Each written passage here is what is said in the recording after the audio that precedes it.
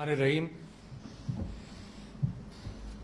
मोअज़्ज़ज़ speaker साहब, कानून साज असम्बली आज़ाद जम्मू और कश्मीर, सदर मोहतरम आज़ाद जम्मू और कश्मीर, वज़ीर आज़म आज़ाद हुकूमत रियासत जम्मू और कश्मीर, पार्लियामेंट्री लीडरान जिन्होंने खिताब फरमाया, मोअज़्ज़ज़ अरकान असम्बली कानून साज असम्बली आज़ाद जम्मू और कश्मीर, ख़वातीन व हज़रात, अस्सलाम वालेकुम। आज पाकिस्तान की हुकूमत और अवाम मकबूजा जम्मू कश्मीर के मजबूर और मजलूम अवाम के साथ यौम यकजहती कश्मीर मना रहे हैं, और उसकी तारीख़ के हवाले से आप लोगों ने इस बात को याद दिलाया कि कब से ये शुरू हुआ था और कितने गमों के साथ हर साल हम इस बात को मनाते हैं और खराज तहसीन पेश करते हैं उन लोगों को जो मुसलसल कुर्बानियाँ इस सिलसिले में दे भी रहे हैं। ये 29 साल से हर साल हम इसको मनाते हैं। कश्मीर के अवाम 1947 से आज तक हिंदुस्तान के गासिबाना और जाबिराना कब्ज़े में है, और उससे पहले भी एक लंबी तारीख़ है जिसके अंदर बरतानवी साम्राज्य से पहले भी डोगरा हुकूमत और जिस अंदाज से कश्मीर को बेचा गया, तो ये एक लंबी कहानी है मुसलसल। और मुझे इस बात का एहसास है कि जब मैं यहाँ आता हूँ तो आप में से बहुत सारे लोग ऐसे हैं जिनके आबा व अजदाद उस जद्दोजहद के अंदर शामिल थे, और 13 अफराद तो आपने याद दिलाया कि इस असम्बली में मौजूद है जिनके वालिदैन या जिनके दादा इस तहरीक के अंदर उन्होंने एक बहुत बड़ा रोल प्ले किया। मैं समझता ये हूँ कि सबसे पहले तो सरदार इब्राहिम साहब ने 24 अक्टूबर 1947 को जो करारदाद पेश की, सिलसिला इस वक्त हिंदुस्तान के गासिबाना कब्ज़े का वहाँ से भी शुरू होता है। और यहाँ पर जिन जिन लोगों का जिक्र हुआ उसमें मुझे शर्फ मुलाकात हासिल था सरदार अब्दुल क़य्यूम साहब से। जब वो कराची तशरीफ़ लाते थे तो मेरी काफ़ी मुलाकातें उनके साथ रही हैं। जो जद्दोजहद आपने की और जिस सिलसिले में आपने यहाँ गुफ्तगू रखी और बड़ी अहमियत रखता है, कुछ चीज़ों का मैं यहाँ जिक्र करूँगा और कुछ चीज़ें मैं अपने साथ लेकर जाऊँगा, क्योंकि मुझे भी ये बात बड़ी अजीज़ है कि इन सारे मामलात के अंदर पाकिस्तान की सियासतदानों ने मुसलसल एक यकजहती का इजहार भी किया है, और कभी कभी अगर कोई गलत फहमी निकलती है तो वो दुनिया के प्लेटफॉर्म पर उसके असरात अच्छे नहीं होते। तो लिहाजा ये कोशिश मेरी जिम्मेदारी भी है और मुझे करना भी चाहिए कि इसके अंदर अपने ख्यालात के एतबार से और अपनी जुस्तजू के एतबार से और अपने विजन के एतबार से और प्लान के एतबार से और स्ट्रेटजी के एतबार से एक यकजहती की कैफियत हो, जिसके अंदर हम रियासत ये जो इलीगली ऑक्यूपाइड जम्मू और कश्मीर है उसकी आज़ादी की हम जद्दोजहद को किसी तकमील तक पहुँचाएं। मैं ये जानता हूँ और मैं ये समझता हूँ कि आज की जो मेरी गुफ्तगू है, और मैं आपसे ये कहना चाहता हूँ, गुजारिश करना चाहता हूँ, इसके कई एक ऑडियंसेस हैं, क्योंकि मैं रियासत की जिम्मेदारी के साथ यहाँ पे खड़ा हूँ। एक ऑडियंस आप लोग हैं सबसे पहले जिनके सामने मैं बात कर रहा हूँ। दूसरा ऑडियंस, और मैं समझता हूँ ये पैगाम दूर दूर तक जाना चाहिए, क्योंकि पाकिस्तान की रियासत की जिम्मेदारी के साथ जो बातें यहाँ की जाएंगी वो हमारे मकबूजा कश्मीर के नौजवान और लोग उससे उम्मीदें बांधते हैं और उससे अपनी मंजिलें तलाश करते हैं, और हमको वो अपना साथी समझते हैं, हम साथ साथ चलते हैं। तो दूसरा ऑडियंस वो है। तीसरा ऑडियंस हमारा वो आपका बड़ा मजबूत डायस्पोरा है, जो दुनिया के अंदर हर शहर के अंदर हर मौके पर पूरी कोशिश करता है कि दुनिया का अटेंशन जो है वो कश्मीर से हटे नहीं। चौथा ऑडियंस हमारा हिंदुस्तान है, और हिंदुस्तान के मुसलमान भी हैं, क्योंकि हिंदुस्तान जिस तरफ जा रहा है वो आग के साथ खेल रहा है। सिर्फ रियासत ऑक्यूपाइड रियासत जम्मू और कश्मीर की बात मैं नहीं कर रहा, उसने मुसलमानान ने हिंदुस्तान के साथ जो रवैया अख्तियार किया है उससे खतरा इस बात का है कि हिंदुस्तान अपनी तबाही के बटन दबा रहे हैं। खुशवंत सिंह ने 2004 के अंदर एक किताब लिखी द एंड ऑफ इंडिया, और उसमें इन्होंने कहा कि हिंदुस्तान को पाकिस्तान की जरूरत नहीं है कि तबाह करे, हिंदुस्तान खुद अपने आप को तबाही के रास्ते पर डाल रहा है और डाल चुका है। उसको अंदाजा नहीं होगा, पाकिस्तान बहुत कुछ सीखा है पाकिस्तान ने पिछले 30-40 साल में, और जिन गढ़ों से हम निकल कर और सीख कर और दहशतगर्दी का मुकाबला कर कर हम इस मुकाम पर पहुंचे हैं, हिंदुस्तान और भारत उन्हीं गढ़ों के अंदर अपने आप को डिबो रहा है। तो वो एक ऑडियंस वो है, और उस पांचवा ऑडियंस हमारा और आपकी गुफ्तगू का है इंटरनेशनल कम्युनिटी, मुसलमान उम्मा खास तौर पर, और फिर इंटरनेशनल कम्युनिटी। क्योंकि कश्मीर के मामले के अंदर अगर ये यूनाइटेड नेशंस की करारदादें ना होती, और जिस तरह से आपके मैं समझता हूं कश्मीर के भाइयों ने जिस तरह से जहाज शुरू किया था, अगर सीज फायर नहीं होता तो चंद दिनों के अंदर आप लोग कश्मीर को आजाद करा चुके होते, ये मेरा पूरा यकीन है। तो नेहरू साहब भाग कर गए सिक्योरिटी काउंसिल के हवाले से, उन्होंने ये कहा कि भाई सीज फायर चाहते हैं। सीज फायर हमारे हक में नहीं था, मगर इंटरनेशनल कम्युनिटी अक़वाम मुत्तहिदा जो है उसको बने हुए चंद साल हुए थे, बड़ी उम्मीदें थी, कश्मीरी अवाम को भी उम्मीदें होंगी, पाकिस्तान के लोगों को भी उम्मीदें थी, कायदे आज़म मोहम्मद अली जिन्नाह को भी उम्मीदें थी कि यहां पर इंसाफ हो जाएगा। तो दो उसूलों की खिलाफ वर्जी की गई। पहला यही कि जिस तरह से हिंदुस्तान को पार्टीशन किया जाना था, उसके जो उसूल थे कि अक्सरियती रियासतें वो पाकिस्तान के साथ इल्हाक करेंगी, कम से कम जोग्राफिकली कंटिन्यूअस जो होंगी वो पाकिस्तान के साथ इल्हाक करेंगी, और इससे बरक्स दूसरी तरफ। तो ये इसकी जो साजिश हुई वो रातों रात डोगरा पता नहीं किया भी उसने दस्तखत या नहीं किया, रातों रात एक एक्सेशन की ट्रीटी साइन की गई जो बिल्कुल झूठी थी, जो उसूलों के खिलाफ थी, और उस हवाले से आपने अपनी जद्दोजहद का दोबारा इफ्तिताह किया। डोगरा राज के खिलाफ भी आपकी जद्दोजहद चलती रही, ब्रिटिश साम्राज्य के खिलाफ भी चलती रही, वो तो सारे मुसलमानों की और पूरे हिंदुस्तान की भी चली, और फिर तीसरा स्टेज आपका आया कि जब आपने भारत के खिलाफ एक जहाद की कैफियत अख्तियार की। तो मैं समझता हूं कि वो सारा काम, और आपने जहां इस बात का जिक्र किया कि किस तरह से रेडक्लिफ अवार्ड मुसलमानों के खिलाफ और पाकिस्तान के खिलाफ था, उसका जिक्र कुछ किताबों के अंदर भी मौजूद है। जस्टिस मुनीर ने एक किताब लिखी फ्रॉम जिन्नाह टू जिया, उसके अंदर इस बात का जिक्र किया कि जो लोग बाउंड्री कमीशन के मेंबरान थे, उसमें शायद सर जफरुल्लाह साहब खान भी थे और 2-3 अफराद, मुझे नाम याद नहीं, वो कायदे आजम के पास आए और उन्होंने कहा कि जी ये रेडक्लिफ अवार्ड जो है ये गुरदासपुर को हिंदुस्तान की तरफ दे रहा है। तो कायदे आजम ने कहा कि ये we will fight that later on, but I want Pakistan at every cost, at any cost, क्योंकि अगर अभी पाकिस्तान की तकमील नहीं हुई तो पाकिस्तान भी सारा का सारा कंफ्यूजन का शिकार में बन जाएगा। तो ये वायदा कायदे आजम का और उसके बाद सारी हुकूमतों का बिला तफरीक, यानी मैं समझता हूं कि इस बात का जिक्र हो सकता है कि पाकिस्तान के अंदर अपोजिशन और हुकूमत जिसकी भी हो तो कभी कभी इस बात की तरफ एतराज होगा कि ये कर दिया ये नहीं किया। मैं जब तक नेशनल असेंबली का मेंबर था तो मैं ये समझता था, मैं ये महसूस करता था कि मैं हुकूमत को इतना कहूं कि भाई इस चीज में तुम इजाफा और बेहतरी ला सकते हो। तो इसके अंदर पाकिस्तान का अल्टीमेट डायरेक्शन आप को यकीन दिलाना चाहता हूं कि पाकिस्तान का अल्टीमेट डायरेक्शन एक यूनिटी है कश्मीर के मामले में, कोई तफरीक नहीं है। सिर्फ ये होगा कि कुछ लीडरान इस बात को कहेंगे कि इसको इस तरह से कर लेना चाहिए था, कुछ लीडरान कहेंगे कि स्पीड बढ़ाओ, कुछ होना चाहिए। उसके अंदर आपने जो तजावीज आज पार्लियामेंट के अंदर अपने दी हैं वो मैं समझता हूं कि मैं अपने दिल के साथ लगा कर ले जाऊंगा।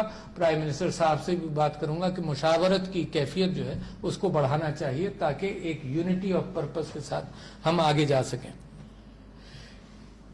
मैं समझता हूं कि ये जो बड़ा स्ट्रगल आपका मुसलसल जारी है और जितनी कुर्बानियां दी गई हैं, आज हम उन लोगों के हवाले से खराज तहसीन पेश करना चाहते हैं। और जब हम बात कर रहे हो यहाँ तो हमारा पैगाम ہندوستان کے ساتھ سب سے پہلے میں اس بات کا ذکر کروں گا کہ ہندوستان نے جو ڈیموگرافک چینجز کے حوالے سے جو اقدامات شروع کیے ہیں وہ نہایت پریشان کن اور تکلیف دہ ہیں، مگر یہ ذہن میں رکھیے کہ اللہ تعالیٰ کا بھی ایک اپنی مشیت ہوتی ہے. جیسے میں نے آپ سے ذکر کیا کہ ہندوستان جن راستوں پر نکلا ہے اس نے اپنی مائنورٹیز کو، خاص بالخصوص مسلمانوں کو جس طرح سے آئسولیٹ کرنا شروع کیا ہے، اس کے اندر ہمیں خطرہ اس بات کا ہے کہ ہندوستان جو اپنے آپ کو بھارت جس انداز سے کہتا ہے، کبھی اس طرح سے بھارت دنیا کی تاریخ میں ایگزسٹ نہیں کیا. یہ انگریزوں نے اس کو انڈیا نام دیا اور کیونکہ اس کو انہوں نے رول کرنا تھا، ورنہ یہ بہت ساری اکائیوں کے اندر تھا. اور جب 500 سے زیادہ پرنسلی سٹیٹس تھیں اسی ہندوستان کے اندر، تو یہ ایک آرٹیفیشل ایک یونٹی کی کیفیت ہے جس کا کوئی مقصد. پاکستان کا قیام کے اندر تو پاکستان کا مطلب کیا، لا الہ الا اللہ، اور پاکستان کا وہ ڈائریکشن جو ریاست مدینہ کی طرف یا ان پرنسپلز کی طرف جاتا ہے جس کی بنیاد پر ہم ایک دوسرے کے ساتھ اپنے تعلقات پیدا کرتے ہیں، اور جس بنیاد پر ہمیں ہر مسلم، یہ ایک بدن کے اعتبار سے جہاں کہیں زخم لگتا ہے ہمیں تکلیف ہوتی ہے، تو پاکستان کے مقاصد اور فاؤنڈیشن کے اندر تو وہ بڑے بڑے اصول بھی موجود ہیں. ہندوستان ایک جیوگرافیکل اینٹیٹی کے اعتبار سے جو چل رہا ہے، اس کو وہ رسک نہیں لینے چاہیے جو وہ لے رہا ہے آج.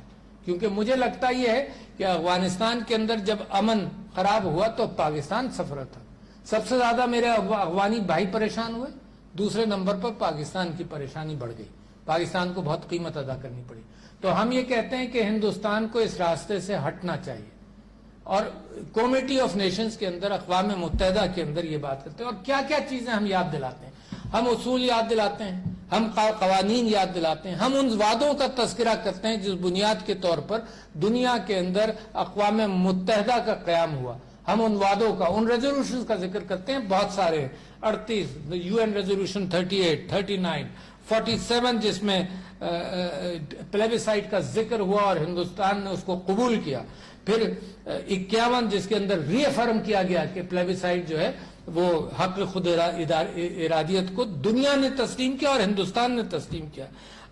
یو این 80 ریزولوشن نمبر 80 اور 91 جس کے اندر پچھلے سارے ریزولوشنز کے ساتھ پھر اس کو ری افرم کیا سارے ریزولوشنز کو کہ جی یہ ریزولوشنز ہمیں منظور ہیں. سیکیورٹی کونسل نے ری افرم کیا، یونائٹڈ نیشنز نے ری افرم کیا. تو یہ ایک تو لمبی کہانی ہے جس کے اندر آہستہ آہستہ آہستہ آہستہ ہندوستان ان سے پیچھے ہٹتا رہا، اور ان اصولوں کا پھر 122 123 126 اتنے سارے ریزولوشنز ہیں جس کی ہندوستان مخالفت کرتا ہے. تو ہم قانونی لیول پر، ڈپلومیٹک لیول پر، یہ ہماری مشین کی رفتار، آپ سے میں اتفاق کرتا ہوں کہ اس مشین کی رفتار کو ہم کو تیز کرنا چاہیے. مگر سب سے بڑی چیز دنیا پر اثر کس چیز کا ہوتا ہے؟ اور شاید جب آپ سے ملاقات ہوئی تھی آپ نے کوئی 2 سال پہلے اسی فورم کے اندر، تو میں نے اس بات کا ذکر کیا تھا کہ دنیا کو تکلیف پہنچتی ہے امیجری دیکھ کر، انسان کو انسان سے تکلیف پہنچتی ہے.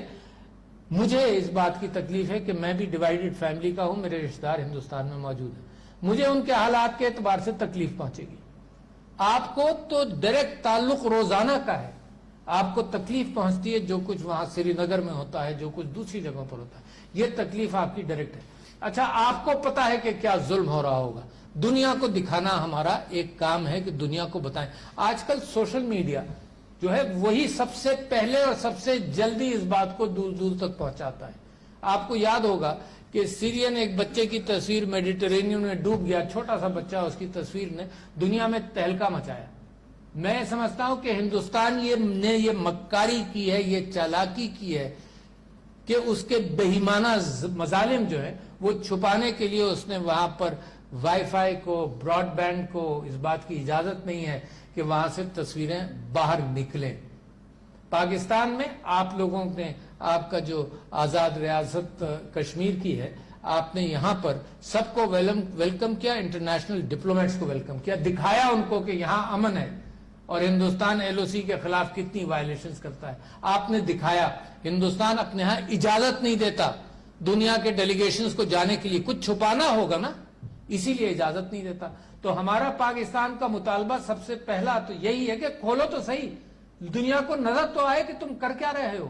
تم چھپا چھپا کر جیسے مختلف ممالک نے جہاں مظالم دوسری قوموں پر کیے ہیں فلسطین بشمول، چھپا کر دنیا کو پتہ نہیں چلنے دیتے کہ کیا ہو رہا ہے. دنیا کو پتہ چل گیا کہ جو مظالم کشمیر میں ہوئے ہیں تو دنیا کا ضمیر جاگے گا، مسلم امہ کا ضمیر جاگے گا. لہٰذا ہمارا کام یہ ہے کہ اس ضمیر کو جگانے کے اعتبار سے وہ ویژول ایویڈنس جو ہے اس کا بھی پرچار کریں. لہٰذا ہندوستان کو بیک فٹ پر پہلا قدم یہ کہ تم اپنی وادی کو، آکوپائیڈ لینڈز کو کھولو، میڈیا جائے، ڈیلیگیشن جائیں، آپ لوگ جا سکیں اور دیکھ سکیں کہ کیا ہو رہا ہے.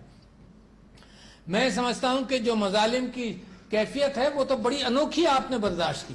جو پیلٹ گنز کا استعمال ہے دنیا میں شاید کہیں نہیں ہوا، اور جب میں یہ 2010 سے شروع ہوا اور جب میں 2013 سے 18 تک قومی اسمبلی کا ممبر تھا تو میں اس وقت یہ چیلنج کرتا تھا کہ ہندوستان میں مختلف جگہوں پر اس کو ریزسٹنسز ہوں گی، میزورام علاقے میں، آسام میں، ہر جگہ پر، مگر وہ پیلٹ گنز استعمال نہیں کرے گا.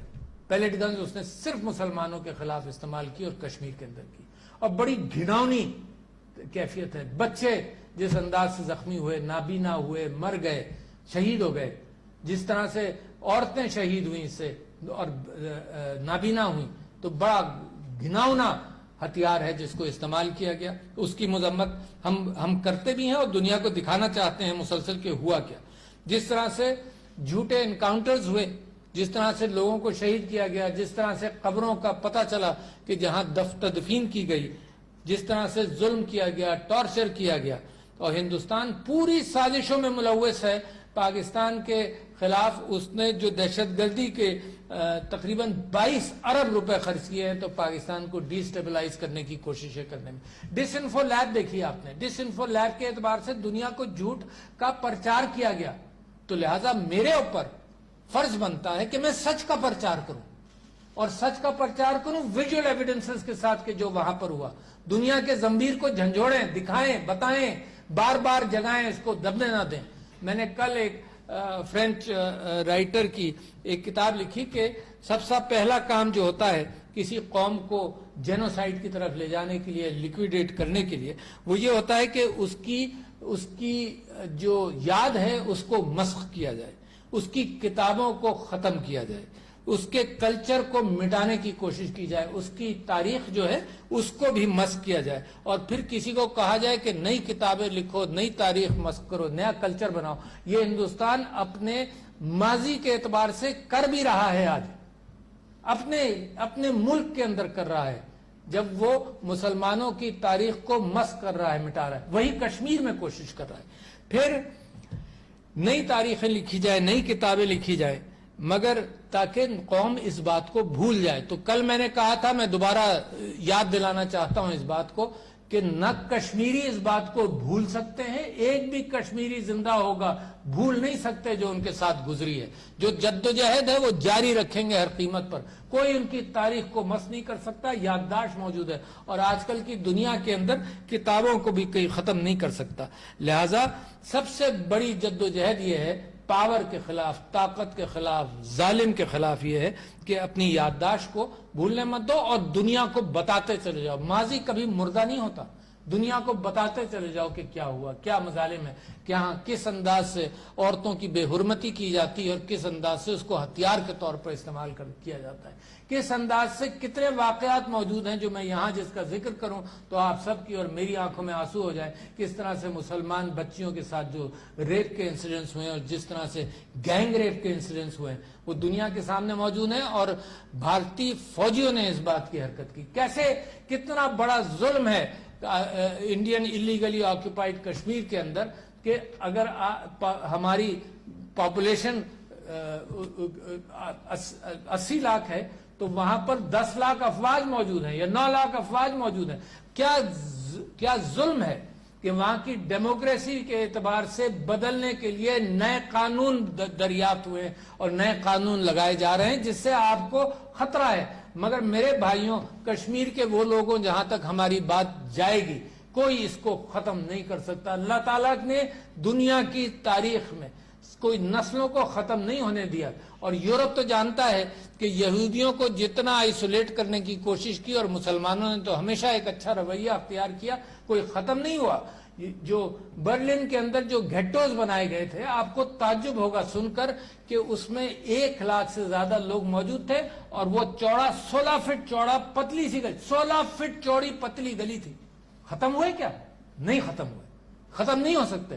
یہ اپنے آنکھوں میں دھول جھونکنے کی بات ہے کہ ڈیموگرافک چینجز لے کر آئے, مگر یہ کہ ہمارے لیے خطرہ ضرور ہے, اس کا مقابلہ ضرور کرنا ہے. اور جو فگرز آپ نے بتائے بڑے الارمنگ ہیں. کل میں نے ذکر کیا تھا کہ تقریباً 15 لاکھ یا 18 لاکھ کے قریب یہ نئے ڈومیسائل ایشو ہیں. آپ نے آج ایک فگر دیا ہے کہ آپ کی اطلاعات کے مطابق یہ 33 لاکھ تک بات پہنچ گئی ہے.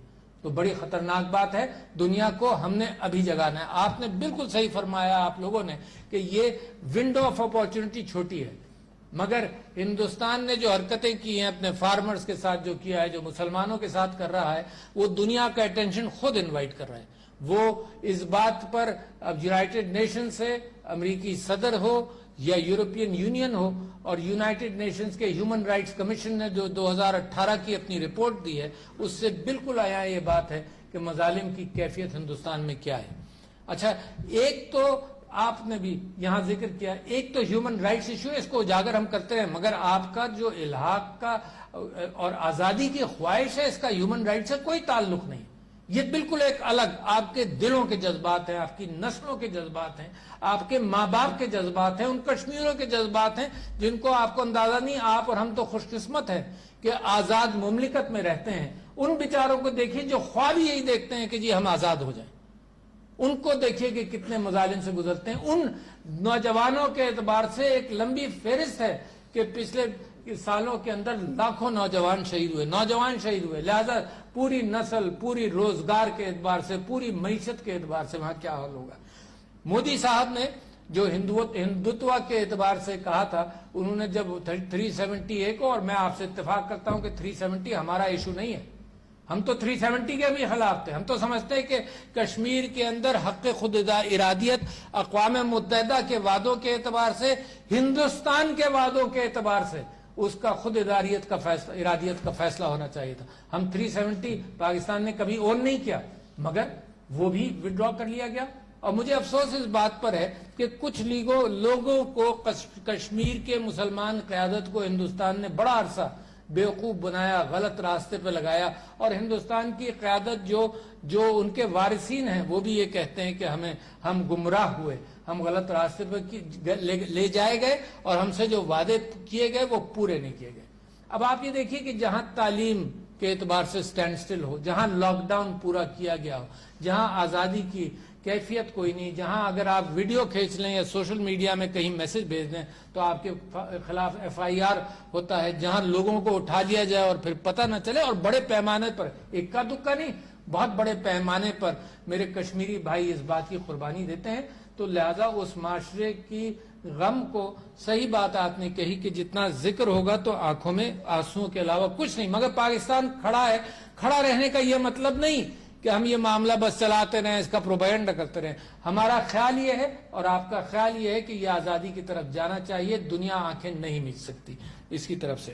تو ہم اپنے بھائیوں کے ساتھ ہیں.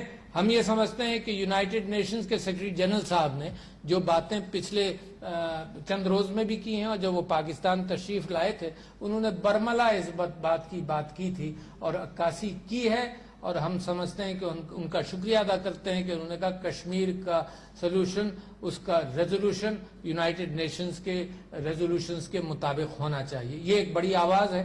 میں سمجھتا ہوں کہ پاکستان کی کوشش اپنی مسلم امہ کے حوالے سے بھی ہے کہ ان کو اس بات کا مسلسل اعادہ کیا جائے ان کے ساتھ کہ یہ کیا کرنا ہے. ہندوستان ایک غیر ذمہ دار طاقت ہے, اور غیر ذمہ دار طاقت میں آپ سے یہ کہہ رہا ہوں بڑی اہم بات کہ نیوکلیئر ریاست کے اندر ارریسپانسبل طاقت ہے. 1974 میں اس نے اپنا بم ایکسپلوڈ کیا اور دنیا کو کہتے رہے کہ پیسفل ڈیوائس ہے, اور دنیا کو بیوقوف بنا دیا, اور دنیا بیوقوف بن بھی گئی کہ جی پیسفل ڈیوائس تھا. ہو نہیں سکتا نا, کوئی نیوکلیئر ڈیوائس پیسفل ہو ہی نہیں سکتا. ہندوستان نے ایک نئی اصطلاح ڈالی کہ پیسفل ڈیوائس ہے. پھر 1999 میں پہلے اس نے اپنے ایٹمک بم بلاسٹ کیے. پھر پاکستان نے اپنا ہاتھ کارڈز کھولے، اس لیے کھولے کہ غلط فہمی میں کوئی نہیں رہے دنیا میں کہ پاکستان بھی ایک نیوکلیئر طاقت ہے۔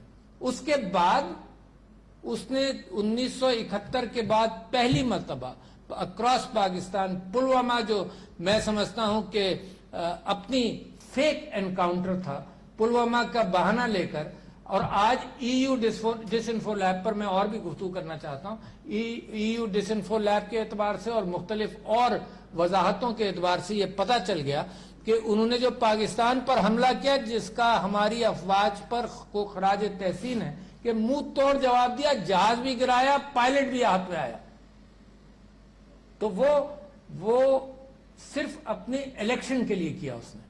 یعنی اتنا بڑا رسک کہ جنگ اس نے مول لی۔ یہ تو پاکستان کی دنیا کے سامنے، کیونکہ ہم چاہتے ہیں ریزولوشن تو ہو نا، تو آپ کو یاد ہے کہ جتنی تحریکیں دنیا کے اندر تھیں وہ 9/11 کے بعد ان کے اوپر ایک دہشت گردی کا لیبل مسلمانوں کی تحریکوں پر لگایا گیا۔ ہندوستان نے پورا فائدہ اٹھایا اس بات کا، تو لہذا پاکستان اس کو کم سے کم منطقی انجام تک لے جانا چاہتا ہے کہ پاکستان امن چاہتا ہے، امن کے دائرے میں، قانون کے دائرے میں اس کو حل کرنا چاہتا ہے، مگر میرے بھائیوں کا صبر پامال ہو چکا ہے۔ پاکستان چاہتا، تو لہذا پاکستان نے وہ پائلٹ بھی واپس کیا۔ تو پاکستان کی کوشش امن کی ہے، اور میں سمجھتا ہوں کہ میں ہندوستان کو ایک پیغام دینا چاہتا ہوں کہ اگر انوائرمنٹ بہتر کرنی ہے تو پاکستان کے پرائم منسٹر نے بھی کہا، پاکستان کی ساری حکومتیں امن کی خواہاں رہی ہیں۔ پاکستان نے پرائم منسٹر نے یہ کہا کہ تم ایک قدم اٹھاؤ گے امن کی طرف تو ہم 2 اٹھائیں گے، مگر بات تو کرو۔ یہ تھوڑی کہ شملہ معاہدے کے اندر یہ بات طے ہوئی کہ آپس کے اندر ڈسکس کریں گے، ڈسکس کرنے کے لیے تیار نہیں، ہر بہانے سے بات کو ٹال جاتے ہیں۔ کبھی اس شملہ معاہدے کے بعد سے آج تک کبھی ڈسکشن نہیں ہوا۔ دنیا کے اندر جب ہم جاتے ہیں تو کہتے ہیں Kashmir is a matter between India and Pakistan. With clarity, it's a matter of the Kashmiri people. ان کے حق خود ان کی خواہشات، یہ ٹیریٹری کی بھی جنگ نہیں ہے، یہ پانی کی بھی جنگ نہیں ہے، یہ لوگوں کی بات ہے، یہ ان غریبوں کی بات ہے، یہ ان جن کو غریب کر دیا ان کی بات ہے، جو مالا مال تھے ان کو غریب کر دیا، یہ ان کی بات ہے، یہ ان بچوں کی بات ہے جن کے خواب ہیں، ان ماؤں کی بات ہے جو پسے ہوئے ہیں، یہ ان شہیدوں کی بات ہے، ان کے لواحقین کی بات ہے جو پسے ہوئے۔ تو it's not a matter of territory, it's a matter of principle کہ آزادی چاہتے ہیں غاصبانہ انداز سے۔ اگر ہندوستان کے کرتوت اچھے ہوتے تو میں اور آپ صرف تقریریں ہی کر رہے ہوتے، وہاں پر لوگ خود ہی کہتے کہ نہیں ہم یہ نہیں چاہتے یا ہم انڈیپینڈنس چاہتے ہیں۔ وہاں تو انہوں نے دیکھ لیا، جو قوم، جو حکومت 73 سال میں غاصبانہ اپنے کرتوت کو روک نہیں سکی ہے، وہ آگے کا کیا وعدہ کرے گی؟ تو اس نے ایک ہی بات سوچی، اس نے کہا جی لوگوں ہی کو بدل دو۔ اور اب جس انداز سے یہ معاملہ چل رہا ہے اور یہ کرنے میں وہ کامیاب ہوئے تو کل کو وہ الیکشنز کرا کر دکھائیں گے یہی بات جو آپ نے خطرات کا اظہار کیا۔ تو میں یہ سمجھتا ہوں کہ یہ ہندوستان کو اپنے یہ جو ڈیموگرافک چینجز جو اس نے دوسری جگہوں سے سیکھی ہے، ان ڈیموگرافک چینجز کے حوالے سے ان کو بدلنا بے انتہا ضروری ہے۔ ڈسپروپورشنیٹ ریاکشن ہوتا ہے، وہاں کے سارے افسران کو تبدیل کیا گیا ہے جو میری اطلاعات ہیں، سارے افسران کو باہر کیا گیا، انہوں نے اپنی سول سروس کو اپنی انڈین سول سروس سے ملا کر اس بات کا فائدہ اٹھایا کہ کشمیری افسران کو باہر پوسٹ کر دیں اور وہاں سے جو ہندوتوا والے، RSS والے، بی جے پی کے کٹر افسران کو کشمیر بھیجا جائے۔ نہیں ہوگا، پھر بھی کچھ نہیں کر سکتے۔ میں یہ بات جو باہر میں اپنے آکیوپائیڈ ٹیریٹری میں، انلیگلی آکیوپائیڈ ٹیریٹری میں دینا چاہتا ہوں کہ یہ ہندوستان اس بات کو کچھ نہیں کر سکتا۔ کوششیں ہندوستان کی ظلم اور غارت گری کے اعتبار سے رہیں گی، منہ بند کرنے کے حوالے سے رہیں گی، مگر اس میں کامیاب نہیں ہوگا۔ ہماری اور آپ کی ذمہ داری کیا ہے؟ میں نے آپ سے کہا تھا کہ 5 اکائیوں کے اندر میں بات کرنا چاہتا ہوں جس کے اندر ہندوستان کی پاپولیشن بھی ہے۔ میں ان کو بھی آواز دینا چاہتا ہوں کہ دیکھو ایسا آگ کے ساتھ نہیں کھیلے۔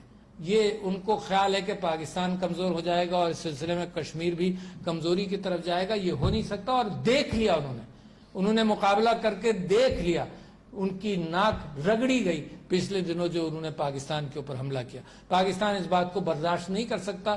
پاکستان کا جذبہ، شہادت کا جذبہ، جو اللہ جس کا وعدہ کرتا ہے، یہ جذبہ کسی اور قوم کے اندر ہے ہی نہیں. تو لہذا کوئی بھی مقابلہ ہو جس کے اندر اکثریت بھی ہو، ویپنز کی اکثریت، ویپنز بھاری بھی ہوں، اس کے باوجود ہم اس کا مقابلہ کر سکتے ہیں. تو میرے دوستوں، بھائیوں، ایک کلیئر پاتھ ہے آگے کا، جو آپ نے بات کی کہ جی کلیئر راستہ ہونی چاہیے آگے کے لیے. میں سمجھتا ہوں میں آپ کے سامنے وہ کلیئر راستہ. دیکھیے، یہ جدوجہد اس بات کی کہ ہندوستان کشمیر کو، آکیوپائڈ کشمیر کو کھولے میڈیا کے لیے، یہ پہلا قدم ہے. ضروری ہے، چھپایا نہیں جا سکتا، مگر جس میں جتنی آواز ہم کر سکتے ہیں وہ کرتے رہیں. دوسرا قدم، ہم یہ سمجھتے ہیں کہ جو 370 اور 35A ہے اس کو ہم ریکگنائز نہیں کرتے تھے، مگر ڈیموگرافک چینجز کو ہم اقوام متحدہ کے اصولوں کے، اقوام متحدہ کے چارٹر کے خلاف ہے کہ ڈیموگرافک چینجز کی جائیں کہیں بھی ڈسپیوٹڈ ٹیریٹری میں، ناٹ لمیٹڈ ٹو کشمیر. یہ اصول اقوام متحدہ کے چارٹر میں آکیوپائڈ ٹیریٹریز کے لیے ہر طرف سے، یا ڈسپیوٹڈ ٹیریٹریز کے ہر طرف سے ہے کہ تم ڈیموگرافک چینجز نہیں کر سکتے. اس کے ساتھ ساتھ ہم یہ سمجھتے ہیں کہ United nations human rights commission کی رپورٹ ہے، اس کے حوالے سے سخت اقدامات کیے جائیں. UN موجب ہے، اس کو ہندوستان اجازت دے. پاکستان کے اندر موجود ہیں، وہ اپنے آپ گھسنے نہیں دیتے. ہندوستان اجازت دے اور ہندوستان تک گھناؤنے حرکات کو ہم انٹرنیشنل فورمز میں اس کو اجاگر کرتے رہے. آرگنائزیشن آف اسلامک کنٹریز ایک بڑا فورم ہے، یونائٹڈ نیشنز ایک دوسرا بڑا فورم ہے جس کے اندر ہم یہ بات کریں. مگر آخری بات اور آخری پیغام اور بڑا اہم پیغام یہ ہے کہ ہم اخلاقی، ڈپلومیٹک، مورل گراؤنڈز پر ہم جدوجہد کرتے رہیں گے. امن کو چانس پاکستان نے ہمیشہ دیا ہے، امن کی پرائرٹی ہے، ہم دیں گے. مگر حالات اتنے خراب نہیں کرو. اگر ہندوستان پاکستان پر انٹرنیشنل بارڈرز کو کراس کر بالا کوٹ پر حملہ کر سکتا ہے تو ہمیں تو اس بات کا خطرہ ہے کہ وہ خود ہی جنگ چاہتا ہے. اور نیوکلیئر سٹیٹس کے درمیان جنگ جو ہے بڑی ارریسپانسبل، انسانیت کے اعتبار سے بہت غیر اخلاقی کیفیت ہے. تو یہ جو حکومت ہے بڑی خطرناک ہے، یہ جینوسائیڈ کا اہتمام کر سکتی ہے. اس حکومت نے، عمران خان صاحب نے اس بات کی وضاحت یونائٹڈ نیشنز میں بھی کی کہ جینوسائیڈ کا اہتمام کر سکتی ہے. تو پہلے کے انڈیکیٹرز دیکھ لیں، جو ہٹلر کے زمانے کے جرمنی کے اندر انڈیکیٹرز تھے وہ یہی تھے. پہلے نکو کرو، لوگوں کو بدنام کرو، آئسولیٹ کرو، ان کو ایک کیمپس کے اندر داخل کرنے کی کوشش کرو. باقاعدہ کیمپس بھی انڈیا میں بنائے گئے ہیں. کیمپس کے اندر داخل کرو، ان کو معاشی اعتبار سے، معیشت کے اعتبار سے ان کو تباہ کرو. اس کے بعد کسی بہانے سے ان کو ڈیسیمیٹ کرو. تو یہ حالات ہندوستان کے اندر، خاص طور پر مقبوضہ کشمیر کے اندر یہ حالات نظر آ رہے ہیں کہ یہ جا کس طرف رہا ہے. کسی نہ کسی بہانے سے یہ کیفیت شروع کر سکتے ہیں. جو آئسولیٹ کر سکتے ہیں، ڈیموگرافیکلی تعداد کو کم کرنا چاہتے ہیں، وہ ہر حرکت اور حملہ کر سکتے ہیں، تو ہر حرکت کر سکتے ہیں. تو میں سمجھتا ہوں کہ ہمارا پیغام ان کشمیری بھائیوں کے لیے جو مقبوضہ کشمیر میں رہتے ہیں، ان کے ساتھ ہم سب، آپ اور ہم سب مل کر، کوئی ہمارے درمیان اس بات کا اختلاف ہی نہیں ہے کہ ہم ان کے ساتھ ہیں، ان کی جدوجہد میں ان کے ساتھ ہیں. بھولنے کا تو امکانی نہیں، اتفاقی نہیں ہو سکتا. ہم اس بات کو بار بار دنیا کے سامنے اجاگر کرنا چاہتے ہیں کہ آپ کے اوپر کیا مظالم ہے. اور میں یہ پیغام بھی دینا چاہتا ہوں کہ جس اعتبار سے ہندوستان خود اپنے آپ کو آگ لگا رہا ہے، میں سمجھتا ہوں اس چیز کا ریزولوشن، اور امریکہ کے اندر جو چینج آئی ہے وہاں بھی میں سمجھتا ہوں کہ وہاں سے بھی یہ بات چلنی چاہیے کہ اس کا ریزولوشن ایک ہی ہے، according to the principles of the United Nations Charter and the resolutions. اس کے علاوہ کوئی حل نہیں. ہندوستان کو ہم موقع دینا چاہتے ہیں. یہ دعوت ہے کہ حالات بہتر کرنے کے لیے پاکستان نے پوری کوشش کر لی ہے.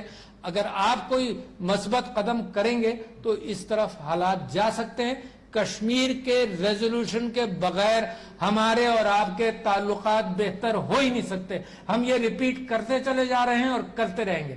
پاکستان یہ کوئی قیمت نہیں ہے، اس کو ہم قیمت بھی نہیں کہتے، کہ جو ہم نے اپنے اصولوں کی خاطر، موریلٹی کی خاطر، اپنے بھائیوں کی خاطر جو ہم نے سٹینڈ پچھلے 73 سال میں لیا ہے، وہ stand irrespective of government in Pakistan, وہ سٹینڈ ہمارا جاری رہے گا. تو خواتین و حضرات، ممبر پارلیمان آپ کا میں بے انتہا مشکور ہوں کہ آپ نے دعوت دی. آپ نے جو باتیں کی ان کو میں نے لکھ بھی لیا ہے اور انشاءاللہ اس کی طرف میں پیش رفت کرنے کی کوشش کروں گا. شکریہ جناب علی. السلام علیکم.